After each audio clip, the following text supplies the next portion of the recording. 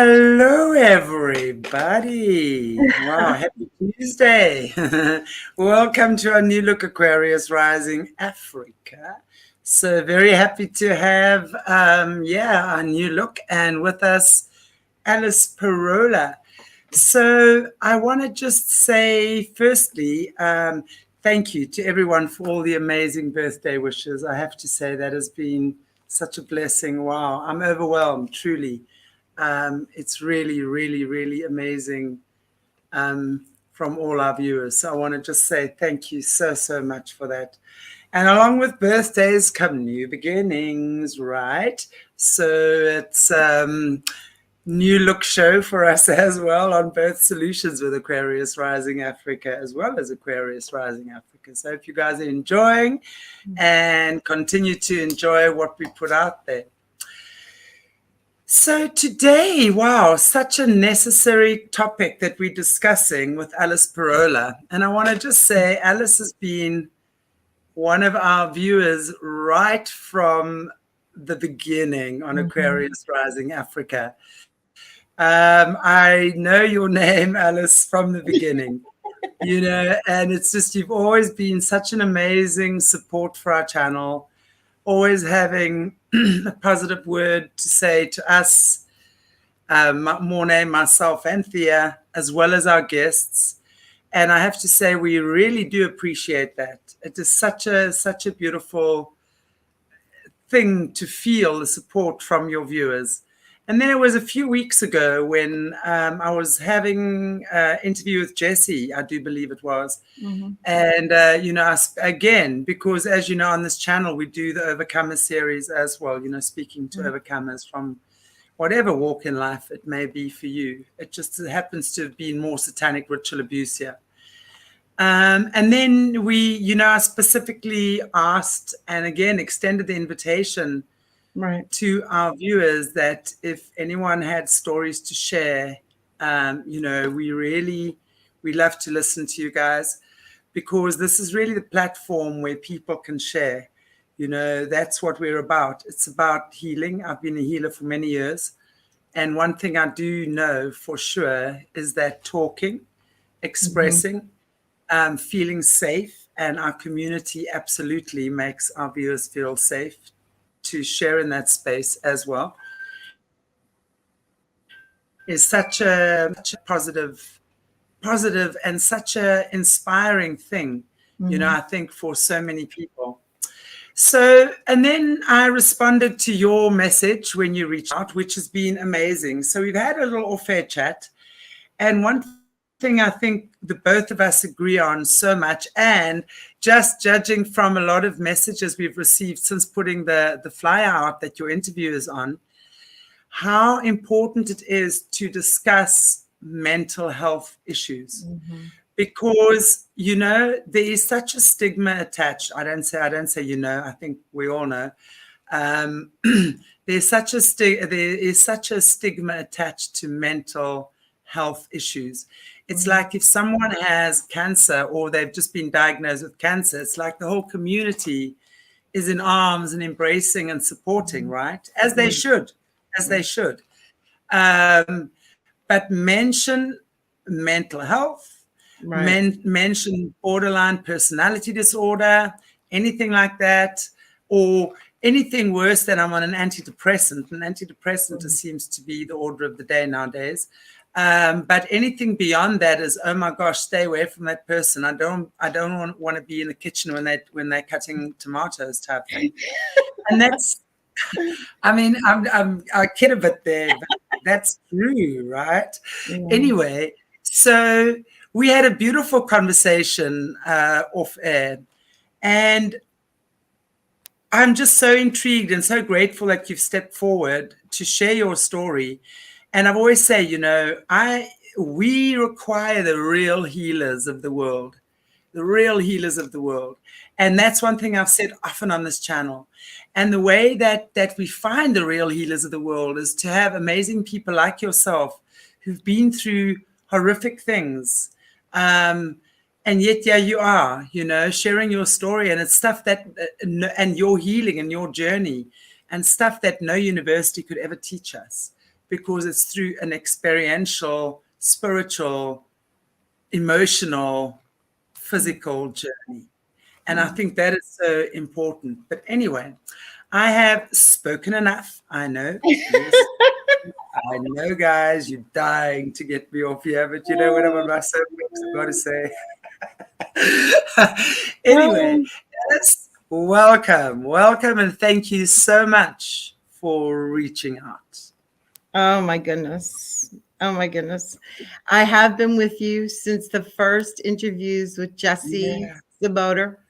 And that was, I think, 3 years ago, wasn't it? About 3 years ago? Yeah, it's in September. The channel started in September, so it's 2.5 years ago now. I can't believe it. It feels like yesterday. I'm pushing it. You have always been an inspiration. I love the way you interview. I fell in love with you just about at first sight because I just love your passion. I love your heart. I love what you stand for. And, you know, just giving Jesse a platform, look where that has gone. Look where that has gone. And those that know Jesse know what I'm talking about. And all the Interesting on that note, Jesse has mentioned to me, and I don't mean to interrupt you, but just on that note, Jesse has mentioned to me, you know, like our plan, we are not a Christian platform. You know, I embrace everything. You know, for my opinion, what is Christianity? It's a follower of Christ's teachings, right? So we're very open-minded on this platform. We interview a lot of people. So there's been a lot of criticism around that over the years. But what Jesse has said to me is that the people, the highest, I can't remember the exact word she used, but basically saying that the people that have been converted the most have come from this channel. Back to Christianity or found God or Christ has been through Aquarius Rising Africa. And, you know, I say that Amanda Bass is a South African as well. She's the SRA expert here.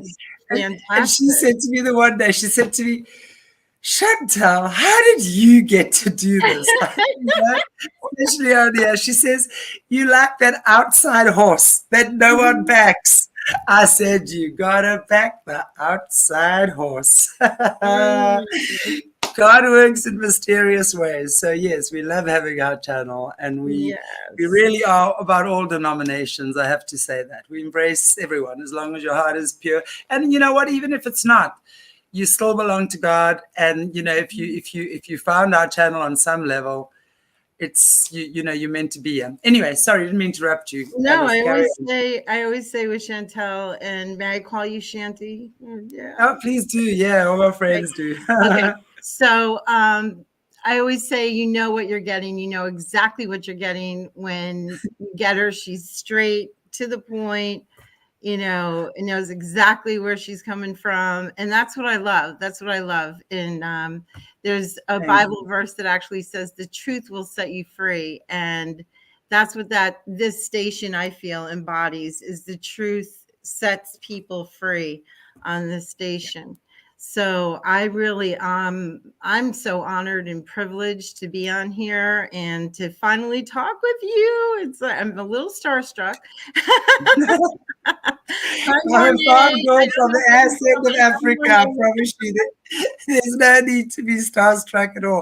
I'm starstruck at what is happening around me, and that people are really appreciating what we do. You know, definitely. It's passion. Definitely. Yeah, but happy birthday. And we can get into our conversation. I'm so excited. This is my passion to talk about this. So I am so glad to be here. And I'm trying, my husband sent me a note, and he puts a sticky note in my face and says, talk to the camera. So I don't know if that's that little speck of light. He goes, talk to the camera. Okay, which is the camera? I don't know. Don't you love our husbands? He comes in from the side with a sticky note, a Post-it note. Talk to the camera. So anyway. God bless him. Thank you, Joe. Now he's pointing at it. That's the camera. He's making the vignettes, Shanti. You've got him. So, so where shall we start, my dear? Where shall we start? Well, you know what, for me, right now, I would just like to start by expressing or explaining to our viewers, you have been diagnosed with a number of mental disorders. One of them being borderline personality disorder. Correct. Now that is one, and I would like to maybe just speak to that, because when I look at people that have these types of mental challenges, I have no doubt that almost, I think 100% of the time that I've worked with people, and I can't say that as a blanket rule, these people have come from a very traumatic beginning. Now, also working with people from SRA and stuff, I've learned a lot over the past 2 years about splitting and traumatizing, trauma bonding, all of that sort of stuff. It is crazy to see what goes on. So I think before we get into the other stuff, I would like to hear from you, your beginnings. How did Alice come to be? Who were you born to? I know that your father was quite an impressive musical prodigy. Right. So immediately there is something in my mind that goes on there. But start by just telling us how you came, who were you born to, where did this begin for you, from what your memory is? Okay. Well, I believe personally that the trauma, I believe that all mental illness is trauma based. That is something that I felt forever. You can really do a backstory on anybody that you've talked to, and I've talked to quite a few people in this community of the mentally ill, and you can say that, Shanti, it's okay.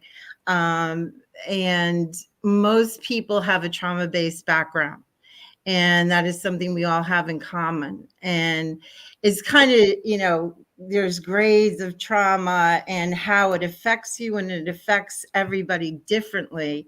So for instance, I have a younger brother. We grew up in the same exact environment and experienced totally different ways, to the trauma.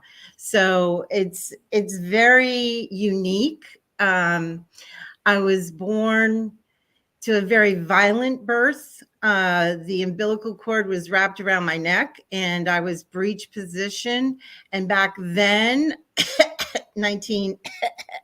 but anyway, back in the early 60s, and they didn't have the wherewithal to really conduct a birth like that. They were absolutely certain my mother and I were going to die in childbirth. And so the doctor actually put a cot in the hospital room with my mother and slept there and watched her the entire time because they had me on vacation. And so it's a long story short, but I came very violently into the world. And so I think that's one thing. My mother is also a recovered alcoholic. She's been with Alcoholics Anonymous for years and years and years. And however, at the time, during pregnancy and throughout pregnancy, she did drink. And so that is something else that also occurred, is having the alcohol in my system. And I was a child that was left to, have you ever heard the term crying baby syndrome? Explain that.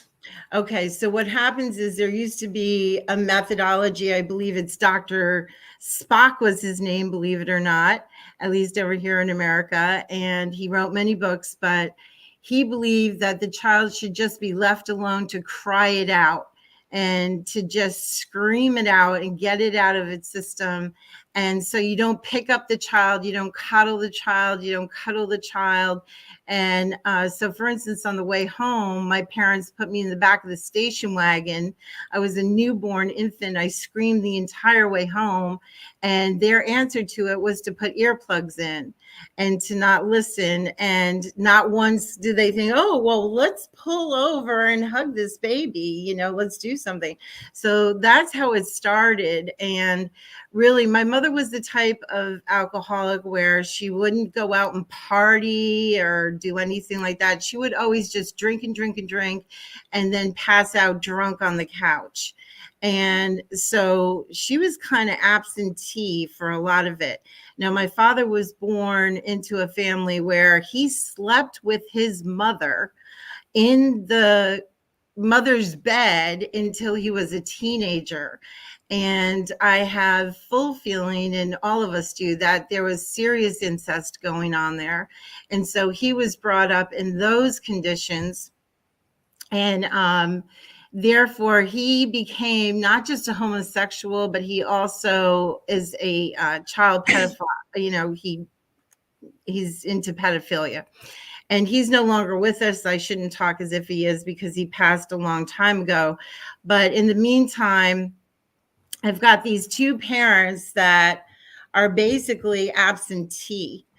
And so there was just tons of trauma in the household. It was always very violent. And it was unique because my father also was an organist and a pianist. He was a concert pianist. And he taught at Juilliard and Manhattan School of Music in New York City. So that's where I was born and raised. And he basically was molesting his students. And so what would happen, the young boy students, and what would happen would be he'd get fired and he'd have to move on to another job. And nobody ever knew why, because back then, hush, hush, you don't talk about those things. And so he would have to move and hop from job to job to job. And so my mother says to this day that she never knew anything about this. She never knew any of this was going on in the background of her marriage. But if you're drinking, if you're blacked out, if you're not in tune with what's going on, no, you don't know what's going on. So she says she never understood the reason why he kept getting fired from jobs and having to move on. I'm interested just from your mom's perspective there as well. As you say, I mean, going back to those times, I know those old, what they were known as the kiddie fiddlers in you know, earlier generations. And it was kept very hush, hush, hush, you know, and it's like, just don't let Uncle Johnny near the kids type thing. It was that kind of scenario, but never ever taken seriously.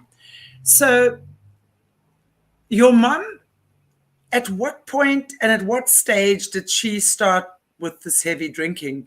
When you were born? I mean, was she an alcoholic by the time they got married? Mm-hmm. How did she? Right. She comes from a French family, and they would always have wine with meals. And so she started alcoholism at the age of 16. And she began drinking then at a very rapid rate to block things out. She had a problem with weight when she was younger, and she's one of 4 sisters. And so what transpired was her mother would sew beautiful dresses for the other sisters and dress my mother in potato sacks, believe it or not. Now, this is back during the Depression era. And so she always felt very insecure. And I believe she used the alcohol as a way to, you know, kind of get rid of that insecurity feeling. But the long story short was I had a feeling that she loved me. Now, my father never said he loved me. He always said, I like you. I can like you as a person, but I wish you were a boy. You're never going to be as smart as a man. Don't ever plan on going to college and all the rest of the stuff. Now, the other thing he was not only a narcissist, he was also physically and sadistically abusive. and he would beat my brother and I literally to blood. I mean, we would be beat on a regular basis with my mother also. And I grew up seeing much of this. My brother is 2.5 years younger than I. And my father started molesting him when Brian was, I think he wasn't even 6 months old. My father started molesting him. And he actually had to have 3 surgeries on his private parts due to this. And my mother still claims she didn't know. And so the thing I would do would be, it was like a big race. When my father was coming home from work, I would try to, if my mother was drunk, I would try to hide her under my bed or hide her under my sheets and hide the alcohol bottles and do all this. Now I'm 4 or 5 years old. Brian's about 2.5, 3 years old. And I'm trying to hide all of us from my father because I knew he was going to come home and all hell was going to break loose. And that's exactly what would happen on a regular basis. And, you know, whatever she did, my mother, you know, never realized. I don't think she engaged during that time as to what abuse was going on, because she said to me the other day, she said, I don't ever remember Dad beating you. And so it's that kind of gaslighting type of stuff. It's like, you know, am I crazy? Did this really happen? Well, yeah, it really happened. So my father would do sexual things to me also, which was really kind of weird because he would do scientific things to me. Like, I know that sounds really strange, and it is. He would give me tons of enemas all the time. He was very clinical, and he would also, when I got home from school later on, when he was home from work, he would lock me in the bathroom away from my mother, and he would proceed to use Vaseline on me in various ways. And you can use your imagination. And he said that if he didn't do that, I was going to get really intense infections and all the rest of this stuff, that every father does this to their daughter, and that this is just something that has to happen and I have to put up with it. So I just thought it was normal. I just thought every girl came home from school and this is what happens. And, you know, Daddy just sticks his fingers and does what he wants and all these things. Now, he never had me do anything with him. And again, I think it's because he was, you know, homosexual, and he wasn't looking for a woman per se. He married my mother because she was a covering for him. She was what they called back in those days a beard, you know. And we looked and presented as the perfect family. We would do these concerts, and I started playing the piano at 3 years old. And so they would dress my brother and I up and take us to these concerts in Manhattan. And we would sing and we would do our little performances, and we did all this stuff. And my father was very handsome and very charismatic. And so he would get all this attention from the women. They loved him. They adored him. They wanted him. And, you know, it was so funny because I used to say, lady, you ain't got no chance, you know, but, and I'm only laughing out of nerves, and I'm laughing because it's a, it was real. I'm laughing out of sarcasm also. I'm not laughing because I think it's funny, because it's not funny. None of it was funny. No, absolutely. No, and none of it was funny. So he was not involved in any type of pedophile ring or no trafficking or anything like that. This was really just what was going on in your home. So this was really a typical domestic abuse situation, right? So you mentioned he abused your brother quite badly as time went on, right? Tell us about that. And also, you know, at what point did this stop? What happened, you know, with him and your mom? At what point did this end? Well, what happened was, you know, they would take baths together behind locked doors, or, you know, my father would always make sure that his bedroom was near my brother And my mother and I slept upstairs, for instance, at our vacation home in New Jersey. It was always keep Mom and Alice away from Brian and my father. It was always that type of a deal. But I always knew instinctively that something was going on. I didn't know what it was. And what started to set into my brain was called magical thinking OCD. It's a type of OCD where you do repetition things to stop or try to prevent something from happening. And so it could be that I would have to tap something a certain amount of times, or I would have to wear a certain piece of jewelry, or I would have to walk a certain path or touch a certain tree. And I had all these things I would do so that Dad wouldn't abuse Brian and he wouldn't beat us. And so that's what I used to think I would have to do. And then it progressed from there into full-blown OCD, which was I could never get clean enough in the shower. So I would just shower and re-shower and shower my hair and do it over and over and over again, just ritualistically, because I was convinced I couldn't get clean. I couldn't wash anything off of me. I was a dirty person and I didn't know what to do. So this kept building up until about the age of 11, 12, where my father started talking to me and openly masturbating in front of me when I was 4. You mentioned, sorry, and I wanted to just get back there about, your at some point as well, your mind split, right, as does every child, I do believe, in such a traumatic situation. mm-hmm. So can you, before we get to the 11, 12, can you just take us back and talk us through how do you remember what happened that occurred? Mm-hmm. Where obviously you were experiencing a lot of trauma from your dad beating you up, your dad obviously violating your mom. Was he violating your mom, right? He was violating her as well. Yeah. So just, this must be incredibly traumatic. And as you say, having him use his Vaseline. I would see him, he would strip her down naked and tie her to the bed, Shanti, and whip her with a belt, He had a moccasin shoe that he would use, and he would beat her with a moccasin, and he would pour boiling cups of hot water or coffee down her throat, trying to get her to sober up.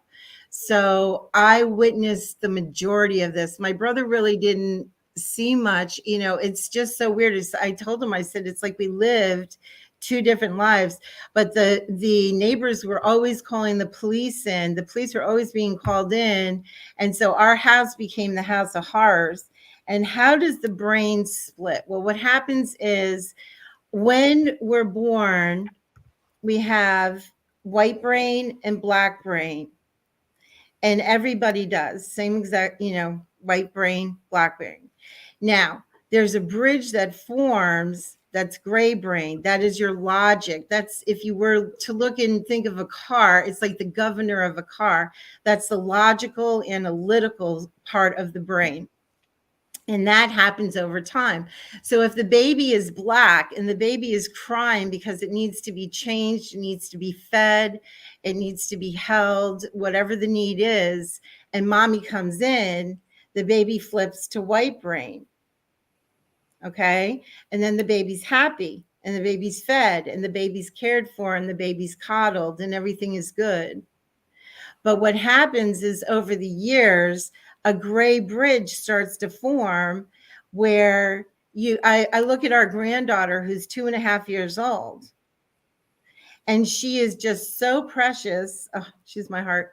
And she knows mommy and daddy are coming. She knows mommy and daddy are going to fulfill her needs. She knows that she's cared for. She knows she's protected and loved. So she has that gray part where she doesn't have to keep screaming all the time to be heard. She doesn't have to keep crying. She can soothe herself. She can self-soothe and feel good, like it's okay. Mom and dad love me. They're going to come for me and I'm going to be all right. I'm going to be comforted. I'm going to be fed.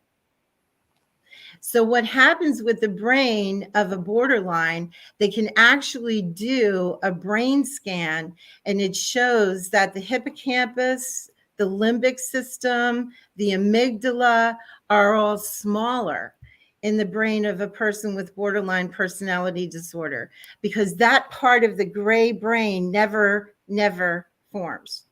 And that's why my book is called Searching for Gray. So instead, you're either all black or you're all white. So you don't know how to govern your responses, thoughts, feelings, your responses. And so that's exactly what happened.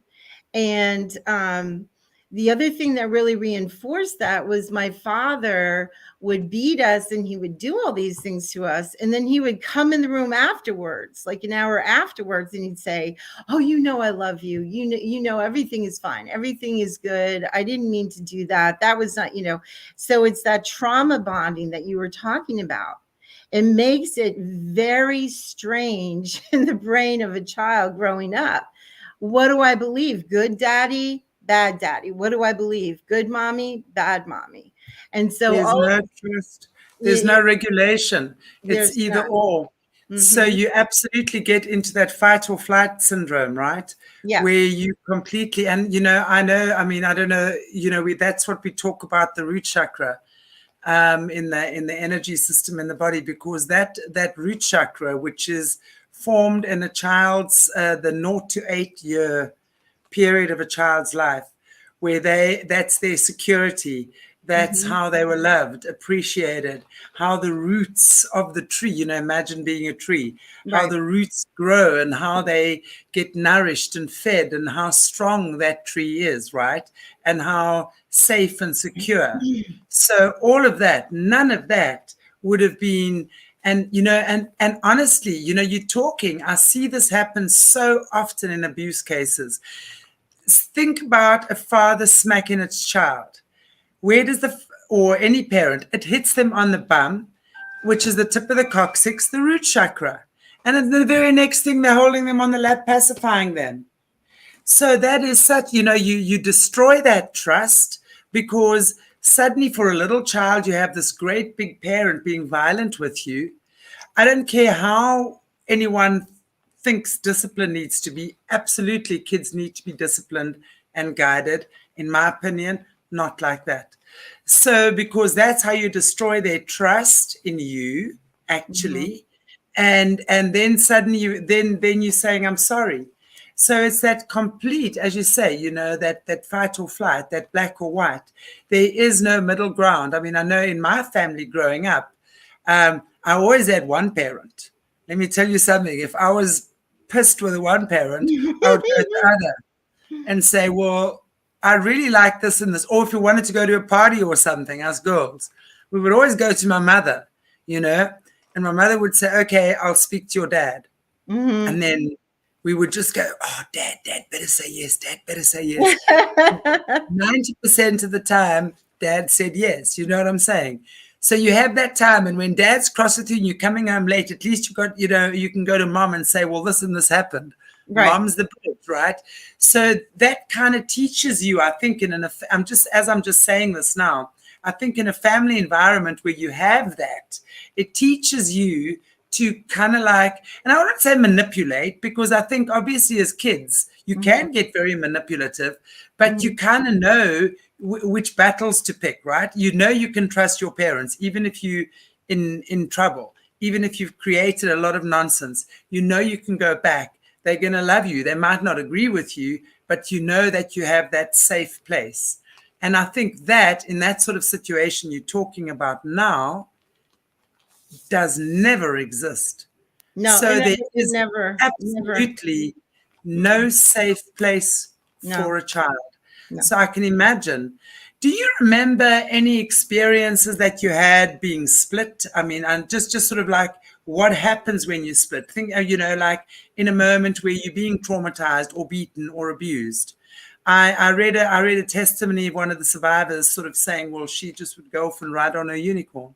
You know, that would be There's a lot of dissociation. Yes, totally. There's a lot of dissociation that happens, and I had a magical world that I would escape to.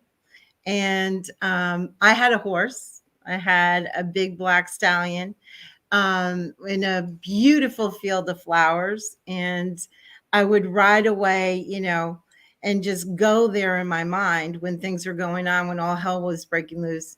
But the biggest thing about splitting with borderline is the rage component of it. That's the component that is the scariest thing of all. I remember my first borderline split happened at the age of 5. And I don't remember the reason why, but I do know that I tore apart my entire room, and the adrenaline rush that I had, just the pumping adrenaline going through me. And I just ripped all my sheets off. I ripped the spread. I tore all the clothes out of the closet. I threw all the shoes around the room. It was like a 5-year-old Incredible Hulk. If you think of the Incredible Hulk, and you know who that is, right? And he goes from, you know, mild-mannered Bill Bixby to this green Hulk, you know, and that's exactly what happens with borderline rage. There is no stopping it. Once you're triggered, Shanti, to the point where your brain splits to black, and the older you get, the worse it gets. And if you're a man, it can get very, very, very violent. So what happens is your brain splits, and then everything is violent. Everything is violent. I'm looking at, you know, parents and families and stuff, because I think if the past 2.5 or 3 years has taught us anything, it's about reconnecting with our family unit. And I think if we have to look, let's say we're talking to a family who's got kids. How does a parent recognize these symptoms in a child? Would it really just come through a traumatized state? What is the percentage of someone just being born with this condition? You know, let's talk to parents with kids, how to recognize this. How are parents feeding this within kids? What can we do? Let's just take a look at that for a moment. Well, how are parents feeding it in kids? The number one thing is abandonment. Abandonment is the core issue of BPD. That is where it starts. That is where it stops. Abandonment. It is constant cases of abandonment that just compile over time to where you're never feeling safe. You're always hypervigilant. You're always waiting for the other shoe to drop. And so, for instance, my mother took me at age 11, 12 to go visit my grandparents in Massachusetts, and dropped me off at an all-girls boarding school and left me there. Now, my parents never came to visit, not for holiday, not for birthday, not for anything. How long were you there? I got myself kicked out after a year, but she wanted me there until I graduated. She just wanted to get rid of me. She wanted to do anything. You know, I say that she didn't know how to handle me. She could not handle me. I don't fault her. I don't blame her. She couldn't handle what she had created, what her and my father had created in me. Because a borderline child will be extremely highly emotional. That is the thing. We actually have emotions. It's like Marcia Lineberg, which is Linehan rather, I'm sorry, who is one of the renowned psychologists that came up with what's called dialectical behavioral thinking and training, how to get the brain to think in terms of gray. She herself was a borderline. And what she says is that it's like having 3rd-degree burns over all your body. And when you feel pain. It could be as simple as somebody doesn't text you back. It could be as simple as somebody you think is looking at you the wrong way. And you feel that pain with borderline. It actually physically hurts. And because I can absolutely imagine. It's the pain of abandonment that has been since the womb. I mean, in your situation, I look at you. I mean, your mum was an alcoholic while you were already in womb. So you already had addictive tendencies, numbing tendencies, right? There wasn't energetically not a healthy flow, I would imagine, after that. So there were trauma from the first moment. And when speaking to Kerry Saint, who's our Australian contact for forced adoption. Yes, I've seen her. Yes. She speaks about when the child is born, although and firstly, the umbilical cord should never be cut. It should really be dried off, right? Because that's the natural process. And for 10 months, that child is still energetically connected to the umbilical cord, via the umbilical cord to the mother, which is why for the first year, the child should be right there on the mom's bosom, sleeping in the same bed, really just being within earshot and eye shot and just sensing and getting that trust that I'm not alone. And our granddaughter had all that, and she is so well adjusted. She's beyond her years. It's just amazing, Shanti. So that is so important. And people don't realize that. So many people will say, oh, well, kids don't remember. I'm going, you've got to be kidding me. It's in the cells. You remember it. Yeah. So the brain splits and you go into this borderline, inconsolable, violent rage. And the older I got, I would just try to soothe myself with anything. So I started into alcohol, drugs, tobacco, all of that at the age of 12. Now, what happened was, and you just got to remember, you want the pain to go away. You don't care how it happens. And that's why one of the statistics of borderline is we are the highest case of mental illness to commit suicide in society. So if you have borderline and you make it past the age of 40, you're lucky. Most of us take our own lives. And so we deal constantly with suicidal ideation because we are so convinced that others will be better off with us dead. And that's not a selfish thing. Because if you know the rage of a borderline and you know what they're capable of doing, and if we're going to, have 2 more shows after this, we'll have my husband and my daughter to speak to that. That rage, the illogical way we have of coping with things, if we haven't gone through therapy, it's just... Absolutely. It's very hard. We have the highest divorce rate. We have the highest suicide rate. We have the highest drug addiction rate, alcoholism, you name it.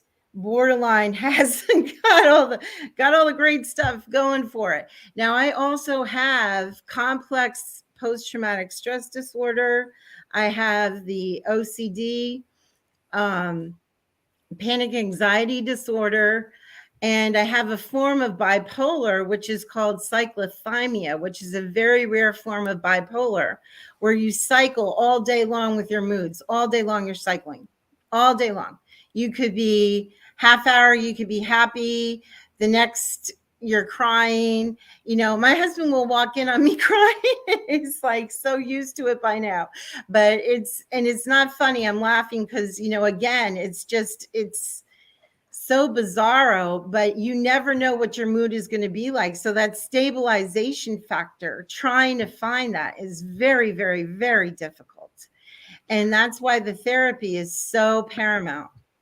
Absolutely. I would imagine, most definitely.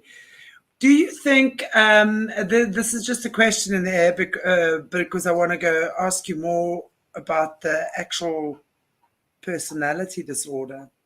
Do you think something like this, from where you're sitting, is manageable or healable through spiritual alignment with God's will and the ability to accept God's healing? Or do you think that people generally need to stay on meds? Great question. Great question. All of the above. Okay. All of the above. Everybody is unique. And well, one thing I will tell you, and I'm not here to knock organized religion, but I will say that what really slowed down a huge part of my healing process was we did belong to organized religion. And they would say to me, if anybody found out, if I went to anybody, I never said what I had. I always just said I had depression or anxiety. I never said the full-blown thing.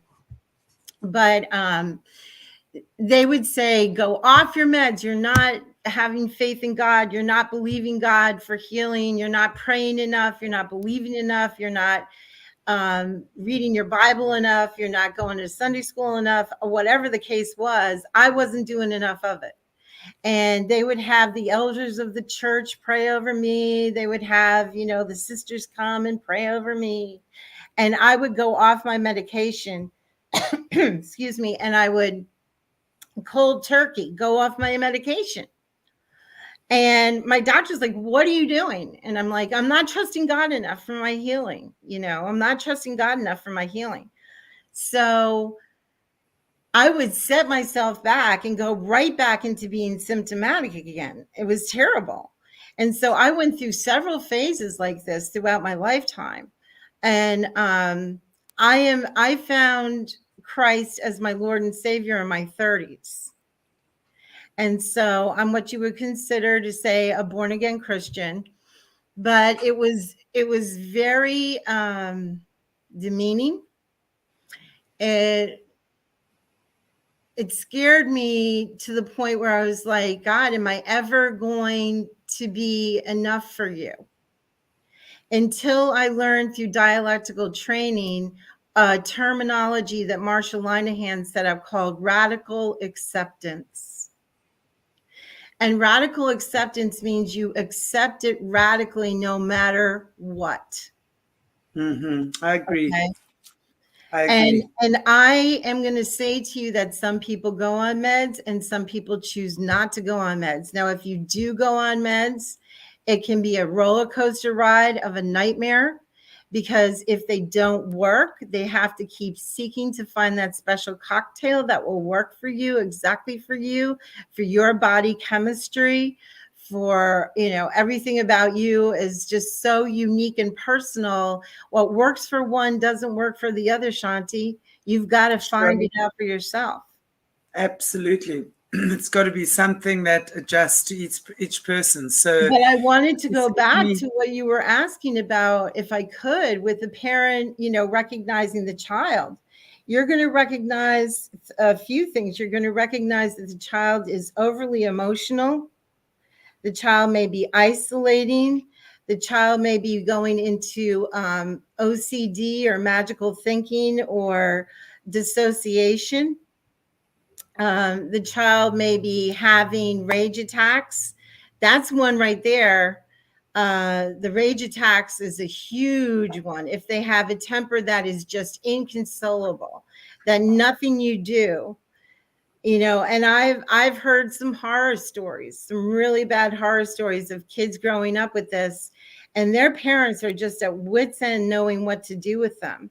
And I talk to people all the time. People find me on the internet and I talk to them. I was just talking to a girl the other night, and she's just, a mess. She doesn't know what to do. She's in her 30s and she's got 2 boys and she's going really off the rails with it. So yeah, it's something that if you don't intervene, the disorder keeps growing in the brain, and it can get to a point, Shanti, where there is no turning back. Thankfully for me, I self-diagnosed when I was 44 years old.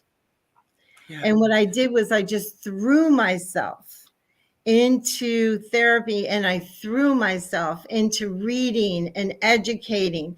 And my terms that I have for the book I'm writing, Searching for Gray, is empathize, educate, advocate.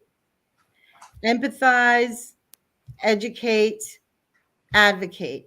Because if you don't have empathy for a person that never asked for their brain to be damaged, they never asked for it. Yeah. This is not something we want. Part of it is hereditary. Disorders such as bipolar are hereditary. There is a gene. They know there is a gene for borderline personality disorder. So part of it is hereditary, and then part of it is socialization and what happens to you in trauma growing up. It's like the perfect. I just have to show you this, and I love this. Thank you, Easy True Self-Fordian. Right? Have I got that right? So thank you. This is probably one of the best podcasts I saw regarding my illness. I think this is amazing. And honestly, I think it's truly, this is what I love to see, because these are the conversations that are truly, truly helpful. And I have to say, it is incredible because you're very succinct. Oh dear, the doves are in my kitchen. The doves love coming into my kitchen. So you're very succinct in the way you're saying it. And I want to just again, I'll just give you a shout out to you, Easy True Self-Fordian, for the support you're giving our channel. You always donate for us. So thank you so much. Really, really appreciate you. God bless you, fellow journey person. Yeah. Anybody that knows this journey knows that the pain of the journey is really, really, really tough. But yeah, parents. Sorry, carry on. Parents, typically, it's a catch-22, Shanti, because the parents are feeding into the disorder, typically. Very rarely are you going to find a home where you have a perfect upbringing and you have a child that acquires borderline personality disorder. Absolutely. But if they get schizophrenia, if they get schizoaffective disorder, if they get OCD, whatever it is very upsetting to the whole family dynamic. Yeah, absolutely. And that's why if they don't get educated, I don't understand what it is that parents don't want to educate themselves. If their child had cancer, like you said in the beginning, Shanti, if their child had cancer, they would want to read up on that cancer and know everything about it and try to find out as much as they possibly could and take them to the best doctors and care that they possibly could. Absolutely. But why is it with mental illness, we are kicked to the curb? We don't have any parades. We don't have any 10K runs. We don't have any pink ribbons. We don't have any. Well, I honestly and truly think that the more people that get to know about this, again, it's stigma, and I know that we're kind of getting close to the end of our hour, and I want to just tell our viewers, don't worry, we're going to have Alice on for a couple of interviews, same time next Tuesday as well. We're going to go further into this. But I'd like to find out from you as well, and there's a lot more to go into, but there's so much stigma attached to the labels of these conditions, right, or disorders. You look like a beautifully normal, loving, incredible human being to me, right? I mean, if I'd met you on the street or having dinner somewhere or whatever, I never would have imagined that you telling me there's all these things so wrong with you. So let's talk, just before we end off for today, a little bit on the stigmas that are attached to these mental labels, and maybe a little bit about your experience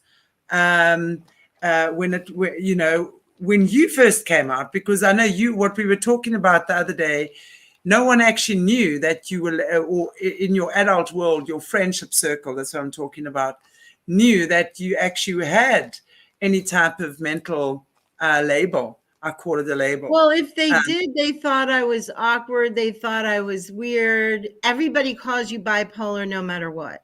You know what I'm saying? If they're going to call you anything, they're going to call you bipolar. The weather's bipolar. Yes. You know what I'm saying?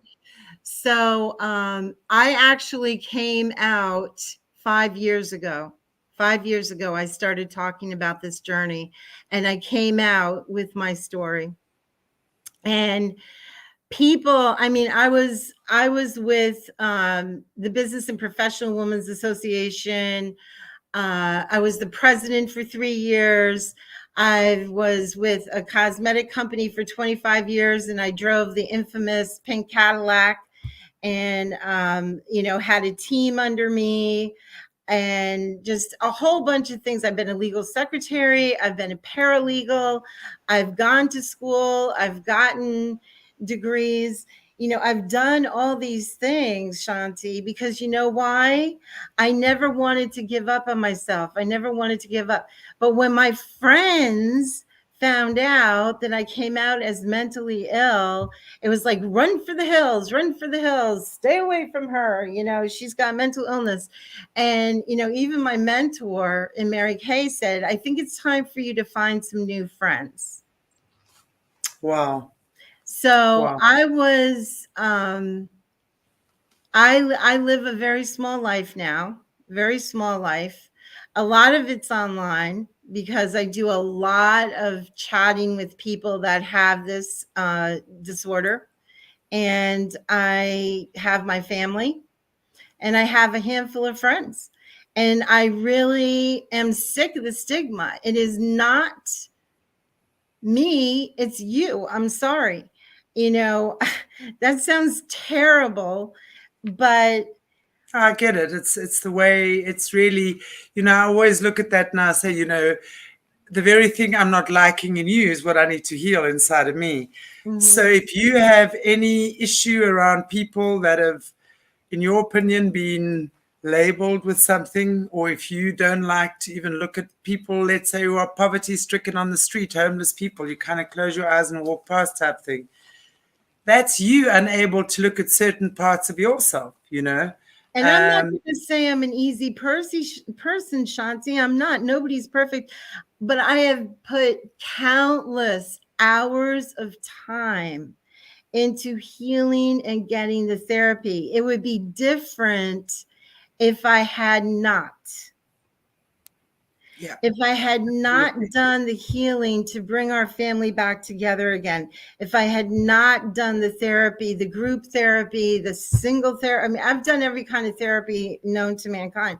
And it's just like, if I hadn't have done that, I could understand people being that way. Yeah, absolutely. Absolutely. I think definitely. And I think that's what I hear you talking to, no matter what our condition. I mean, if you are diagnosed with an illness, with cancer, with flu, with anything, you're going to take responsibility for your health to make sure that you do what you need to do to nurse yourself back to health in the best way you know how, right? So it's the same thing, in a mental type label, because, okay, if you understand that your trauma has created this result for you, this is what you need to deal with, and this is how you need to nurture and love yourself back to your own love, whether that dissolves the issue or whether it brings it into a manageable state where you can still love yourself despite having hated yourself 3 years prior, because that really is what it is, right? It's the self-loathing that comes from the abandonment of never knowing and never learning that you are worth it, that you are enough. And I think every child needs to know that from their parent, that they are worth fighting for. They are worth saving. They are worth walking to the ends of the earth for. When we have these things, we can deal with them. When we know these things, but when we don't know them, we can't deal with them. And that makes a big difference, right? There's two things I want to say to that. First of all, absolutely right on that. We have to learn to love ourselves as a mentally ill person. It's very difficult to learn to love yourself. But with COVID and with everything that we've gone through in these past years since COVID, there are only more mental health issues out there. Yeah. There are Absolutely. only more children affected.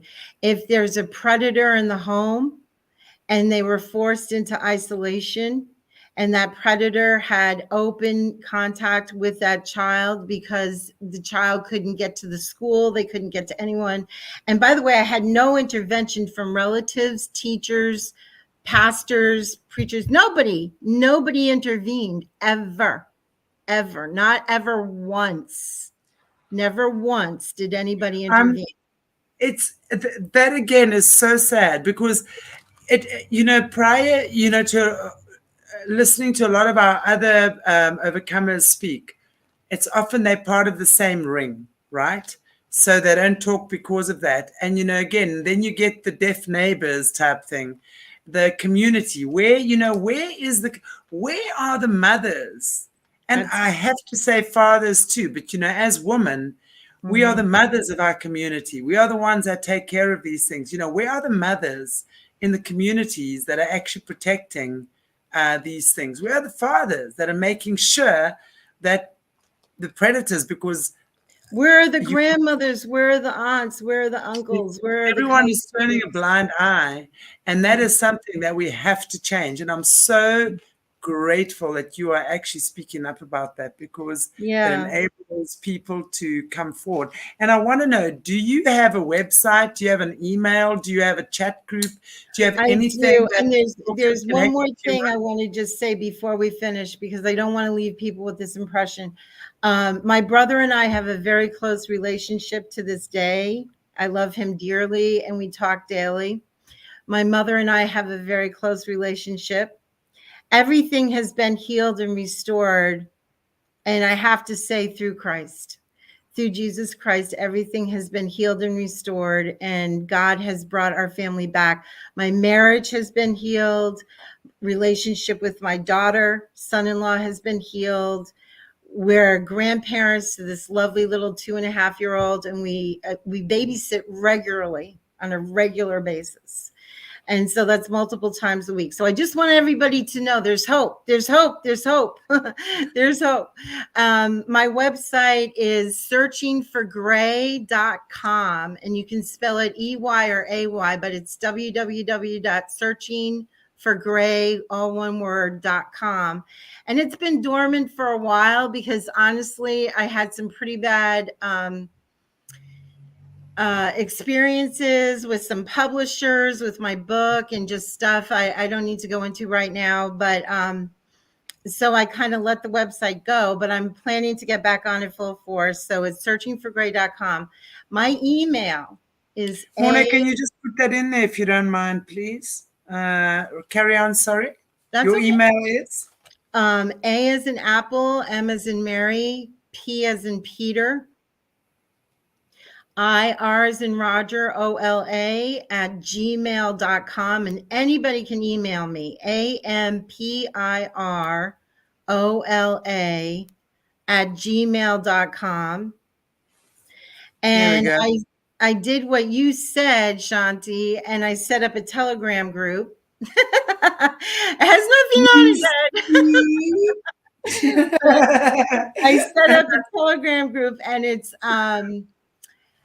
EWB Alice, Emotional Wellbeing Alice. EWB Alice is my Telegram group. And so I want to start a chat in that. You had explained to me how to do that. And so I'm very excited to go on that journey too. So EWB Alice. And we're looking that the book should be out, God willing, by fall. And that's what we're looking at. And I'm very excited about it. You'll be seeing us on next Tuesday and the Tuesday after that. Meet my husband and our daughter, our only daughter, who is precious, beautiful, lovely, spectacular, if I don't say so myself. I love that. I'm really looking forward, because there's just such a precious section that I read in your chapter on your daughter as well, and your husband. Yeah. I think it's such, it's difficult enough being in a relationship with just two people and you're just having your normal struggles, where one doesn't have these backgrounds. But, when there's this kind of situation, where in your situation you had your borderline personality disorder, your husband and your child needing to live with that as well, and be supportive and loving, and at the same time not dying because they don't know what to do and how to deal with this. It's not giving up and walking away. Not giving up and walking away. That's huge. Exactly. Huge. Exactly. Shanti, you are the best. Thank you so much for joining me. I have so enjoyed our conversation, and I know that our viewers have too. And I'm just looking here. Someone was saying, I feel I should have seen this years ago. Yeah, it's like, where have you been? I should have seen this years ago. Thank you. You know what I'm saying? There's been a lot of those types of things. So I really feel that these types of conversations are going to connect people and get people talking and realizing there's nothing to be ashamed of. The only thing that keeps you held back is shame. And anyone who's done my workshops and my programs and my courses know I talk about the tricky trio, which is humiliation, shame, and guilt. Absolutely. Those are the three emotions in a dark camp, so to speak, that will stop you from achieving your greatness. And when you don't think I'm still not scared of doing this. Of course. Your greatest shames become your greatest gifts. Your greatest humiliations become your greatest powers.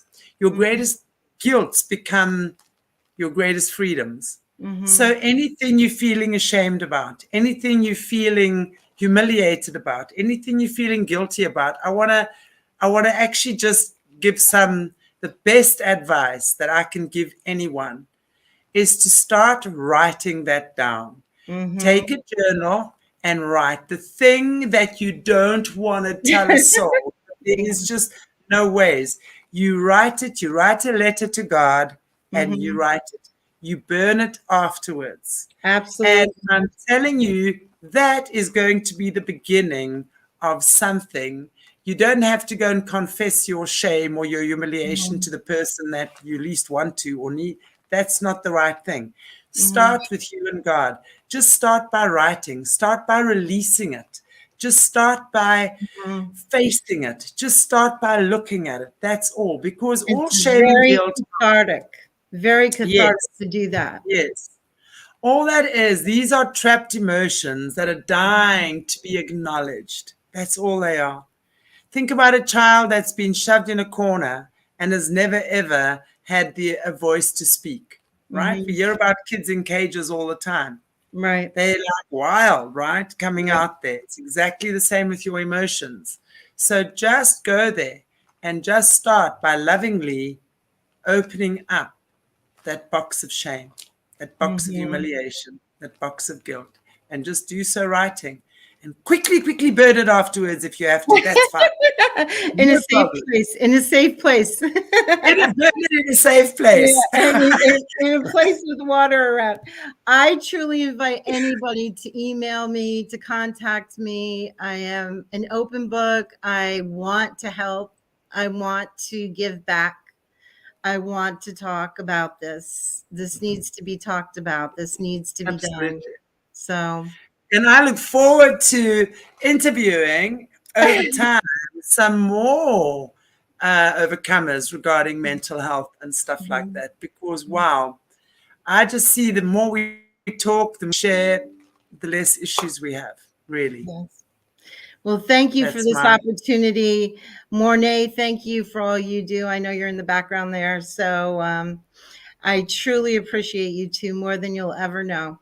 More than you'll ever know. If I could come out to South Africa, see you, Honey, it's gonna happen. I tell you, we were still saying, oh, when lockdown's over, we're traveling. Yes, lockdown's over, we will make it happen. Yeah, we'll make it happen. Thank you so much. Thank you so much. And I look forward to next week where you get to meet my better half. Lovely. We look forward to that, really. So thank you, Alice. God bless you. Thank you so much for sharing your story with us, for being the brave one of the many brave ones that are stepping up and stepping out, and just, you know what, giving all these labels and all these stigmas a big fat, excuse me, middle finger. And, you know, all these taboos, there's nothing taboo. We're human beings. We pained, we suffered, we've done shitty things. It's part of our purpose. It's part of getting to know God. It's part of getting to know ourselves. So thank you so much, everybody, for joining us. And thank you for your beautiful comments. So supportive. And thank you for the people that have obviously really benefited from this and excited for what you're going to be offering in the future. So join Alice's I know Morné's put the email address in the chat there as well. Telegram is and your Telegram EWB Alice, ALICE. Yeah, EWB Alice on Telegram. Find her there. Join the chat. She'll be. I'm going to go and join that chat now anyway. So I'm going to be in there with y'all, dealing with my mental health issues too. My son's convinced I have mental health issues. Thank you. So we all have them. God bless all of you. God bless all of you for listening today. Thank you. Thank you so much. Take it easy, guys. Take it all. Okay. Enjoy yourselves. Have a great evening. If you haven't already, please like, share, subscribe. This is really important information to share. So share, share, share. And we will see you back with Alice next week, Tuesday. Same time, same place. Thank you. God bless you all. God bless. Thank you.